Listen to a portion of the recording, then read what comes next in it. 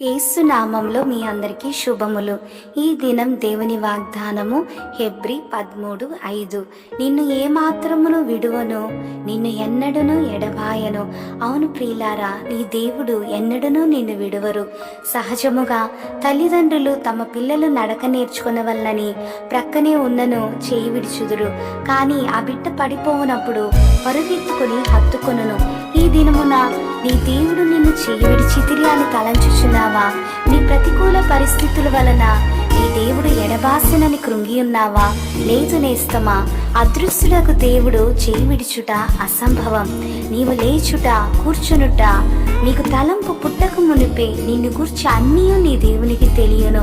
నీ జీవితంలో సమస్తమును మేలుకే అనుమతించును.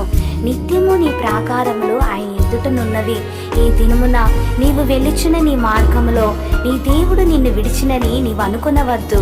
ఎల్షదాయ్ తల్లి వంటి దేవుడు నీ ప్రతి సందర్భములో, నీ కన్నీటి మార్గములో నీతోనే ఉండి విడువక ఎడబాయక ఆ గమ్యమును నిశ్చయముగా చేర్చును. God be with you. Amen.